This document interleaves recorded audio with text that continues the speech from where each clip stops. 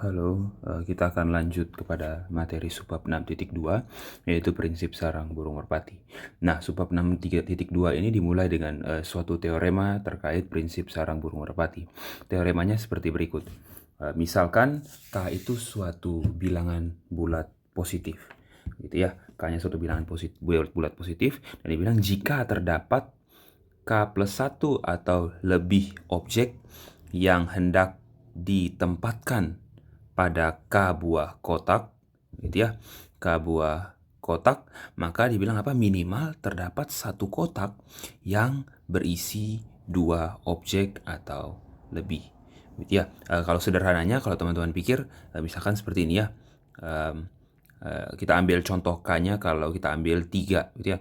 Berarti kalau teman-teman punya 4, misalkan 4 apel atau lebih, gitu ya, teman-teman punya 4 apel atau lebih, tapi situ teman-teman cuma punya 3 kotak, maka jelasnya pasti minimal ada satu kotak yang isinya 2 atau lebih, betul kan? Misalkan saja kalau teman-teman punya 4 apel, kalau mau 4 apel ini diisi dalam 3 kotak, berarti kan minimal ada satu kotak yang berisi 2 buah atau lebih, betul kan?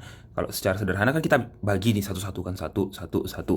Nah, buah yang terakhir pasti kan masuk ke salah satu ini kan, berarti ada yang 2. Atau kalau tidak mau, kalau ada kotak yang tidak terisi, berarti pastinya ada kotak yang isinya 2 kan, atau lebih gitu. Jadi itu maksud prinsip sarang burung di sini. Nah, di sini kalau secara umum begitu ya, secara umum kita punya K plus 1 atau lebih objek, gitu ya, hendak ditempatkan ke K buah kotak, maka dibilang apa?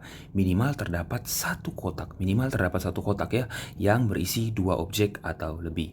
Nah, buktinya seperti berikut. Buktinya kita pakai metode kontradiksi ya. Kontradiksi berarti kita menyangkal kesimpulannya. Kita mengandaikan kesimpulan yang diberikan oleh teorema salah. Andaikan kesimpulannya salah, berarti apa? Kesimpulannya tadi mengatakan bahwa apa? Minimal ada satu kotak yang berisi 2 objek atau lebih, atau berisi dari 2 objek atau lebih. Berarti negasi dari kesimpulannya adalah apa? Maksimal, gitu ya, setiap satu kotak kan terdapat di sini kan, berarti maksimal setiap satu kotak berisi, kalau awalnya lebih dari 2 atau lebih, berarti lawannya apa? Kurang dari 2 kan? Berarti kurang dari sama dengan 1. Berarti kontradiksinya apa? Berarti pengandaiannya apa? Setiap kotak hanya berisi paling banyak satu objek. Berarti dengan metode kontradiksi kita mengandaikan kesimpulannya salah, berarti pernyataannya berubah menjadi setiap kotak berisi paling banyak satu objek. Sebelumnya kan 2 objek atau lebih. Negasinya berarti kurang dari 2. Kurang dari 2 berarti apa? Paling banyak cuman 1. Karena objeknya di sini kan objeknya berupa bilangan, dinyatakan dalam bilangan bulat ya. Jadi tidak ada objek 1,5 atau bagaimana gitu ya. Ada objek 1 objek, 2 objek dan seterusnya. Gitu ya. Berarti paling banyak satu objek dalam setiap kotak. Itu kontradiksi, pengandaian kesimpulannya gitu ya. Jadi metode kontradiksi kita andaikan kesimpulannya salah, berarti apa? Andaikan bahwa setiap kotak berisi paling banyak satu objek. Nah, sekarang perhatikan, kalau setiap kotak berisi satu objek, apa yang terjadi? Setiap kotak berisi paling banyak satu objek. Kita punya K buah kotak gitu ya. K buah kotak ini kotak pertama sampai kotak ke K. Nah, setiap kotak berisi, ditulisnya di bawah saja, gitu ya, ada 1 sampai K buah kotak. Nah, dibilang apa? Setiap kotak berisi paling banyak 1. Berarti paling banyak ada berapa banyak objeknya? Paling banyak adalah apa? Ketika semua kotak berisi 1 kan? Berarti paling banyak ada K buah objek. Nah, premisnya bagaimana? Premisnya kita punya apa? Objeknya ada K plus 1 atau lebih. Berarti artinya apa? Kontradiksi dengan premis kan? Oleh karena itu pengandaian salah, berarti apa? Kesimpulan pada teoremanya terbukti. Berarti ya, jadi dari sini kita berhasil membuktikan kalau apa? Kalau kita punya K plus 1 atau lebih objek, maka mau ditempatkan ke K buah kotak, maka apa? Minimal ada satu kotak yang isinya 2 objek atau lebih. Tidak susah ya. Nah, dari teorema 2.1 muncul akibatnya. Jadi akibat dari teorema itu. Akibatnya begini, kalau teman-teman punya fungsi f dari A ke B, tapi anggota A itu ada sebanyak K plus 1 atau lebih. Tapi anggota B cuma ada K. Maka apa? Fungsi f itu bukan merupakan fungsi satu-satu. Gitu ya. Nah, buktinya bagaimana? Diserahkan ke pembaca ya. Coba itu sebagai latihan buat teman-teman. Oke, kita masuk kepada contoh prinsip sarang burung merpati. Contoh yang sederhana begini. Misalkan kita punya peserta mahasiswa dalam suatu kelas ada 32 orang. Maka apa? Kita pasti berani untuk mengatakan bahwa apa? Minimal ada 2 orang yang tanggal lahirnya sama. Ingat, tanggal lahir. Gitu ya. Kenapa kita berani bilang itu? Karena apa? Tadi satu kelas orangnya ada apa? 32 orang. Nah, kita berani bilang kalau apa? Minimal ada 2 orang yang tanggal lahirnya sama. Kenapa? Karena tanggal lahir cuman dari angka 1 sampai 31. Orangnya ada 32. Berarti apa? Paling tidak atau paling sedikit ada 2 orang yang tanggal lahirnya sama kan? Begitu. Nah, ini salah satu contoh dari prinsip sarang burung merpati. Contohnya banyak ya, teman-teman bisa lihat di buku. Nah, setelah kita sudah bahas contoh 2.2, nah kita masuk nih. Di buku, selain prinsip sarang burung merpati, diberikan juga apa? Perumuman atau generalized dari pigeonhole principle. Gitu ya. Generalize-nya, perumuman dari prinsip sarang burung merpati bunyinya seperti ini. Jika n buah objek mau ditempatkan pada K kotak, gitu ya, maka dibilang apa? Minimal terdapat satu kotak yang memuat paling sedikit apa? Sel dari n per K objek. Begitu. Oke ya, jadi perhatikan baik-baik. Kalau kalian punya n buah objek ditempatkan kepada K kotak, berarti apa? Minimal terdapat satu kotak yang memuat paling sedikit berapa? Sel dari n per K objek. Kenapa pakai sel? Karena n dibagi K belum tentu bilangan bulat kan.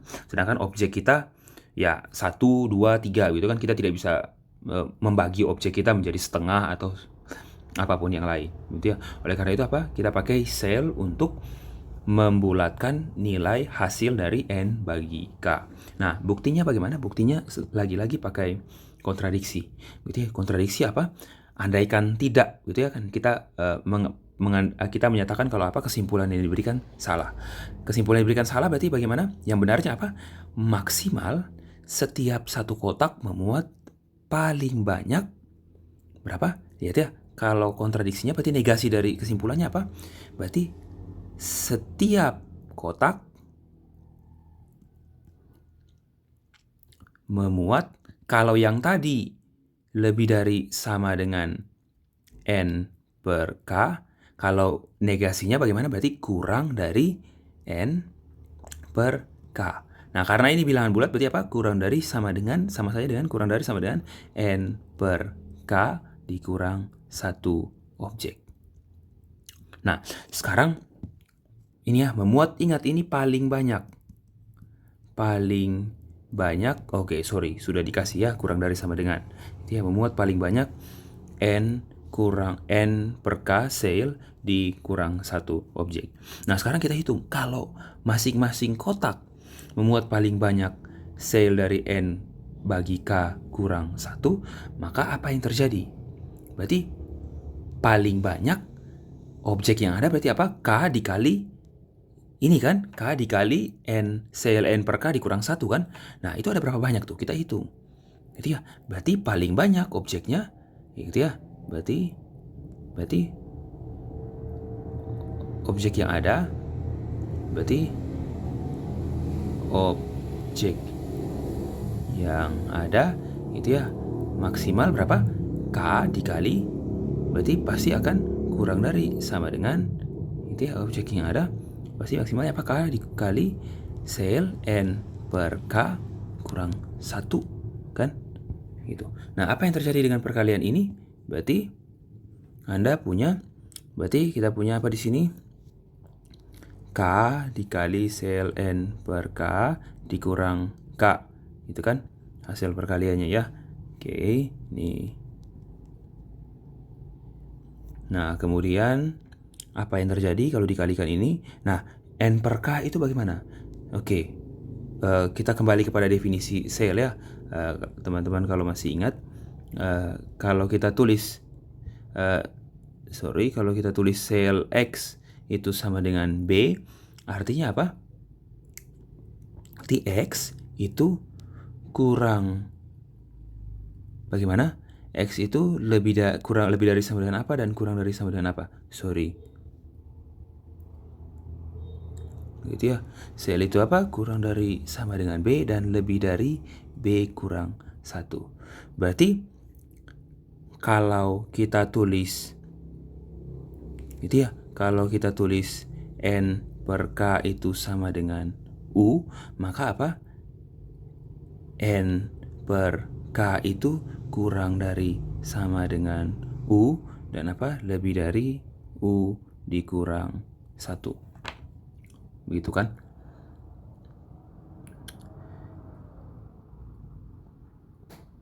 Oke, berarti apa? Karena ini, berarti akibatnya apa? Kita tahu apa? Sel N per K atau N bagi K itu apa? Lebih dari U min 1. Begitu kan? Gitu ya. Berarti kalau ini kan kita punya sel N per K kan?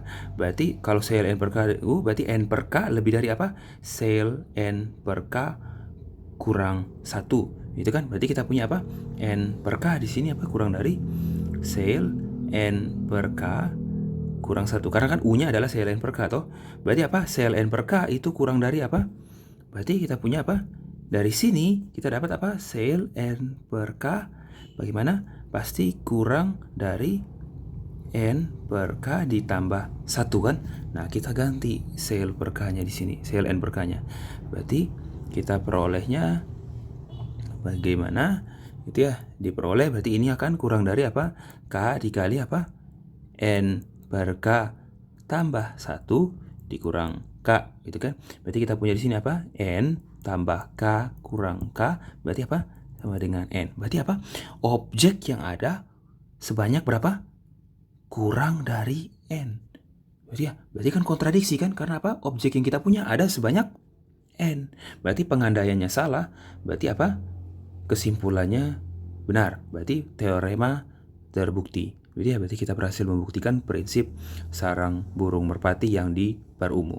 Nah, kemudian di buku diberikan juga ya satu teorema yang berkaitan dengan prinsip sarang burung merpati. Nah, teoremanya itu bunyinya seperti berikut.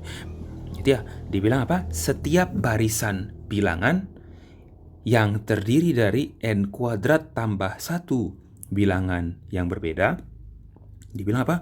Memuat subbarisan dengan panjang N plus 1 yang mana apa? Subbarisannya itu tepat naik atau tepat turun. Ingat ya, tepat naik dan tepat turun artinya apa? Kalau barisannya tepat naik berarti angkanya bertambah terus. Tidak boleh ada yang sama. Kalau tepat turun berarti apa? Angka pertama selalu lebih dari angka kedua lebih dari angka ketiga, dan seterusnya. Gitu ya. Ingat ya definisi tepat naik dan tepat turun. Nah, mengenai subbarisan dan barisan, jangan lupa ya. Gitu ya. Di sini oleh karena itu di buku diberikan contoh, gitu ya. Contoh kita punya barisannya berapa itu? Kita tulis ya 2, 4, 12, gitu ya. 2, 4, 12, 8, 5, 9, 11, 15, 3, dan 19, gitu ya. Kita tulis, gitu ya. Misalkan kita punya 2, 4, 12, 8, 9, 2, 3, 4, 5. Misalkan saja ya, 15, 13, 8, 3, 2, 3, 4, 7, 8, 19, gitu. Nah, perhatikan ini angkanya kan berbeda semua, gitu ya. Ini subbarisan ada berapa banyak? 10 ya. Nah, ingat 10 itu kan berapa? 3 pangkat 2 ditambah 1. Gitu ya. Nah, di teorema itu tadi dibilang apa? Kalau kalian punya barisan bilangan, gitu ya, yang mana angkanya berbeda semua, ada sebanyak N kuadrat plus 1, di sini 3 kuadrat plus 1, maka dibilang apa? Pasti ada apa? Ada subbarisan Yang panjangnya berapa? N tambah 1. N tambah 1 berarti berapa? 3 tambah 1 kan? Arti ada subbarisan yang panjangnya 4 dengan apa? Subbarisannya itu naik, tepat naik atau tepat turun. Nah, contohnya apa? Ingat, subbarisan itu tidak harus yang berurutan ya. Anda bisa ambil dari yang entry pertama, kemudian entry ke 4, entry ke 6 dan seterusnya boleh. Gitu ya. Nah, contoh di sini apa? Kita punya ya subbarisan yang ini subbarisan yang apa? Yang tepat naik atau turun. Gitu ya. Contohnya apa? Ada ya. Jadi atau gitu ya, tepat naik atau tepat turun. Berarti ada salah satunya. Nah, di sini apa yang ada? Ada lihat ya, 2, Anda ambil 2, toh. Kemudian apa? 12, terus kemudian 15 sama 19. Tepat naik kan? Gitu ya. Tepat naik. Gitu ya. Jadi ini subbarisan yang tepat naik. Berarti dia punya ya 2, 12, 15 dan 19. Yang tepat turun, oke, sorry, ini ada angka yang sama ya. Ada 8 lagi. Misalkan ini dikasihlah angkanya itu 6. Gitu ya. Nah, ada tidak yang lain? Oh, ternyata ada juga yang tepat turun. Apa saja? Ambil 12, 9, 6 dan 3. Nah, ini tepat turun kan? Berarti di sini kebetulan ada yang tepat naik dan juga tepat turun. Tapi di teoremanya bilang apa? Minimal ada satu yang panjangnya 4 yang tepat naik atau tepat turun. Jadi cukup ada salah satu saja juga sudah memenuhi. Gitu ya. Nah, ini kan salah satu contoh. Nah, di teorema ini akan dibuktikan bahwa pernyataan ini benar. Gitu ya. Buktinya bagaimana? Yuk kita perhatikan sama-sama ya. Gitu ya. Buktinya di sini. Nah, oke, misalkan gitu ya. Barisannya kita punya seperti ini, gitu ya. Buktinya seperti berikut ya. Misalkan kita punya barisannya A1 sampai AN kuadrat tambah 1. Ini barisan dengan panjangnya N kuadrat plus 1. Gitu kan? Nah, kita mau cari subbarisan yang panjangnya apa? N plus 1. Dimana subbarisannya apa? Naik atau tepat naik atau tepat turun. Nah, sebelum itu didefinisikan sesuatu dulu. Dibuatlah suatu pasangan terurut namanya IK dan DK. IK ini apa? IK itu adalah apa? IK itu menyatakan apa? IK itu menyatakan panjang subbarisan terpanjang, gitu ya. Panjang subbarisan apa? Terpanjang yang panjang subbarisan tepat naik, sorry ya. Panjang subbarisan tepat naik terpanjang, gitu ya. Yang apa? Suku pertamanya dimulai dari apa? AK. Itu namakan IK. IK itu apa? Panjang subbarisan tepat naik terpanjang. Panjang subbarisan tepat naik terpanjang. Yang suku pertamanya dimulai dari apa? AK. Nah, kalau IK itu panjang subbarisan tepat naik terpanjang. Kalau DK itu apa? Panjang subbarisan apa? Tepat turun. Itu ya. Tepat turun terpanjang.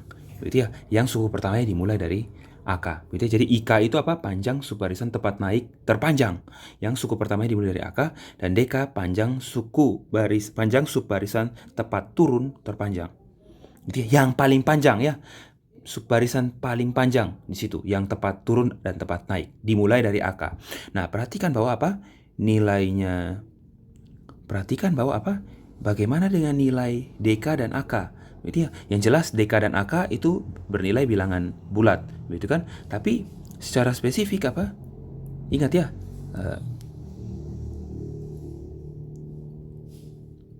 oke. Yang secara spesifik apa? Ingat bahwa apa? IK itu nilainya minimal 1 dan DK juga minimal 1. Karena apa? Karena subbarisannya dimulai dari AK. Gitu ya. Berarti kalau cuma ada AK ya sudah cuma 1 gitu ya. Berarti panjangnya 1. Nah, maksimumnya berapa? Ingat? maksimumnya bagaimana? Nah, maksimumnya ya sepanjang subbarisan itu ya. Bisa saja panjang n kuadrat tambah 1, n kuadrat tambah 1. Gitu ya. Tapi yang kita tahu IK dan DK ini maksimal 1 dulu. Nah, setelah kita sudah tahu IK dan DK itu apa, ingat ya, IK dan DK ini berkaitan dengan apa? Berkaitan dengan AK, subbarisan yang dimulai dari AK. Kalau IK itu tepat naik, kalau AK tepat turun. Gitu ya. Nah, sekarang kita buktinya pakai kontradiksi. Kontradiksi tadi apa? Kalau kesimpulannya dibilang apa? Terdapat subbarisan panjang N plus 1 yang tepat naik atau tepat turun. Berarti kontradiksinya apa?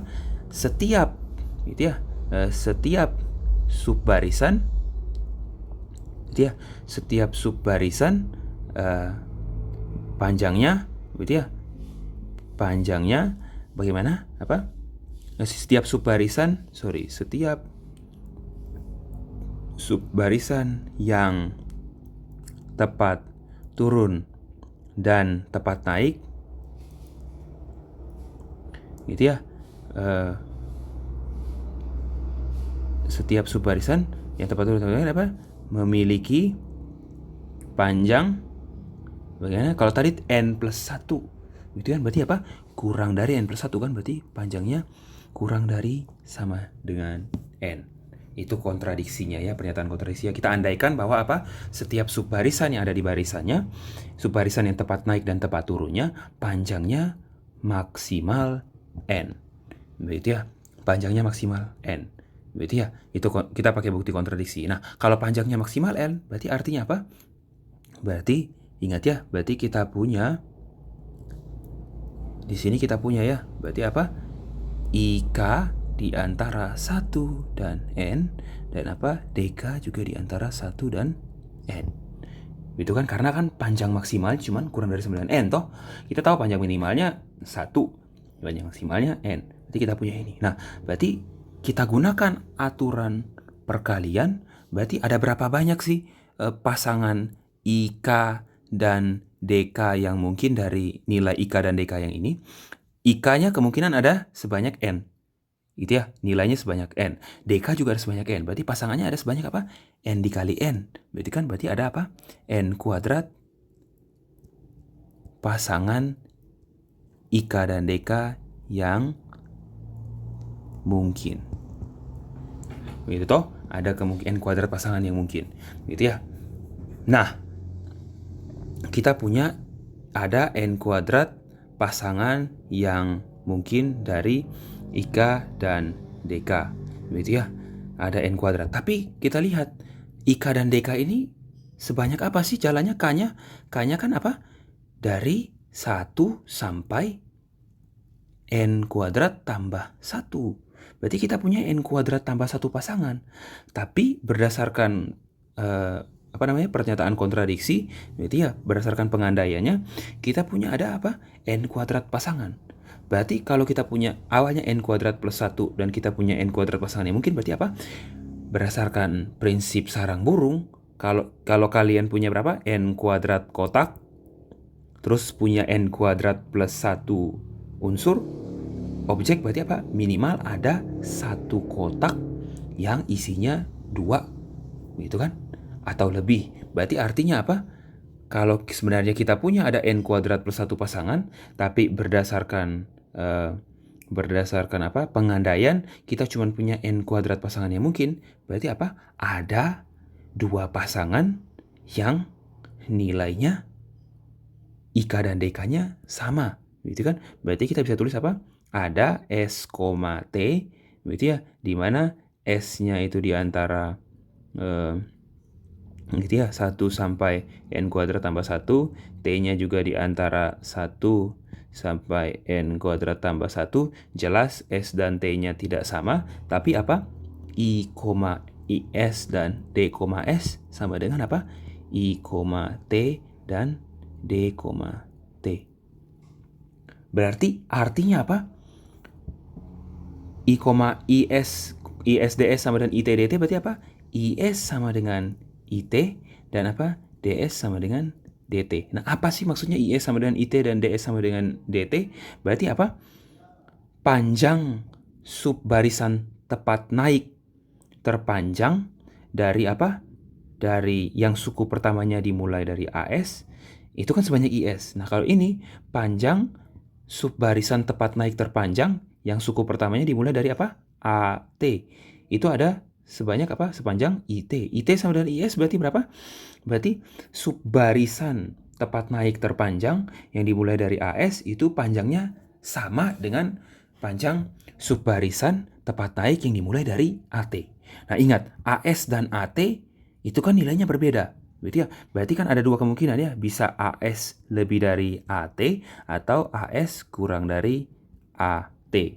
Gitu ya. Oke, dari sini karena ada dua kemungkinan, kita pakai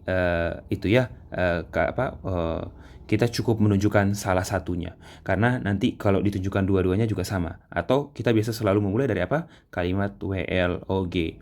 Atau artinya apa? Without loss of generality. Atau bahasa Indonesianya tanpa mengurangi keumuman. Gitu ya. Keumuman kita misalkan apa? AS kurang dari AT. Gitu kan? Nah, kita misalkan AS kurang dari AT. Kita tahu IS sama dengan IT dan DS sama dengan DT. Gitu kan?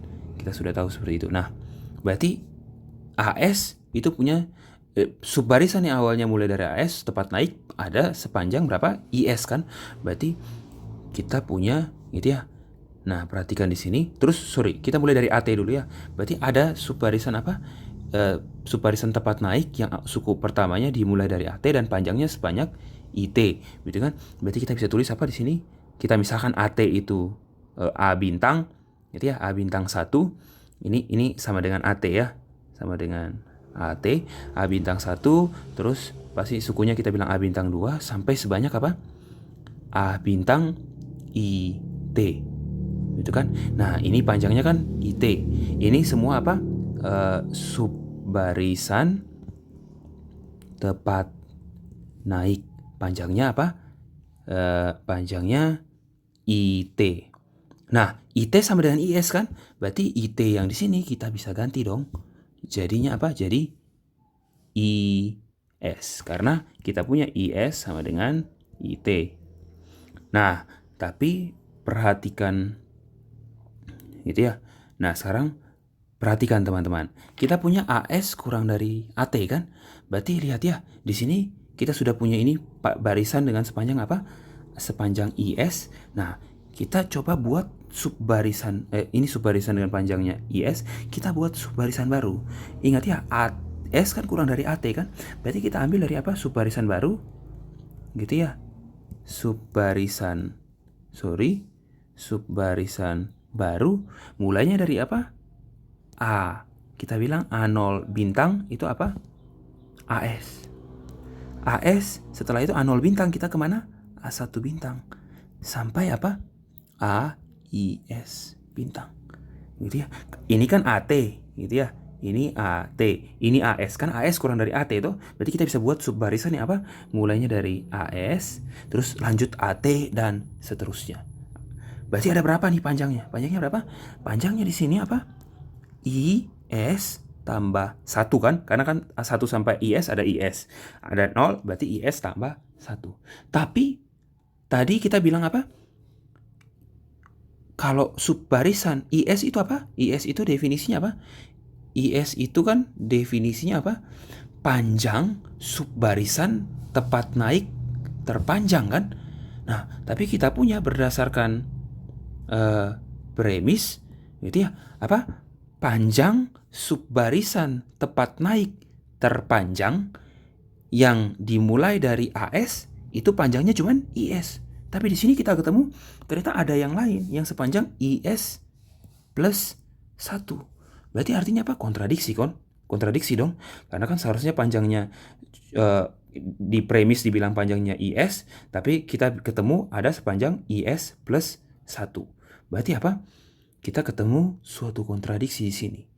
Berarti ya, karena premisnya mengatakan panjang subbarisan tepat naik terpanjang yang dimulai dari AS itu seharusnya panjangnya cuma IS, tapi kita bisa ketemu subbarisan baru yang tepat naik juga dan panjangnya IS plus 1. Berarti kan kontradiksi kan, menyalahi premis. Berarti apa? Kalau menyalahi premis artinya apa? Pengandaian kita di awal salah, akibatnya apa? Kesimpulannya terbukti. Kesimpulannya apa? Kesimpulannya berarti terdapat subbarisan dengan panjang N plus 1 di mana subbarisan itu tepat naik atau tepat turun. Oke. Nah, untuk 2.5 beres, dan kemudian di sini diberikan ya definisi bilangan Ramsey. Dia bilangan Ramsey itu notasinya R, M, N. Nah, M dan N itu nilainya minimal 2, bilangan bulat positif. Nah, R, M, N itu menyatakan apa? Minimum banyaknya orang pada suatu pesta. Ingat ya, minimum. Yang kalian cari apa? Minimum banyaknya orang yang dibutuhkan dalam suatu pesta, sehingga apa? Ada M orang di anggota pesta itu yang saling berteman, atau ada N orang yang saling bermusuhan. Gitu ya. Nah, kalau di buku dia sudah kasih tahu tuh, dia berikan contoh ya, teman-teman coba baca. Di buku dia kasih tahu apa? R3,3 itu 6. Berarti kalau R3,36 artinya apa? Minimum banyaknya orang dibutuhkan pada suatu pesta sehingga terdapat 3 orang yang saling berteman atau 3 orang yang saling bermusuhan, itu ada sebanyak apa? 6. Begitu ya. Jadi minimumnya 6. Tidak mungkin kurang. Kalau lebih boleh, tapi kan kita cari yang minimum. Buat apa cari yang lebih gitu ya? Kurang dari 6 sudah tidak boleh. Nah, sekarang tugasnya teman-teman tolong cari ini apa di sini? R32. Gitu ya. Kira-kira R32 ini nilainya berapa? Gitu ya. Oke. Sekian penjelasan 6.2. Terima kasih.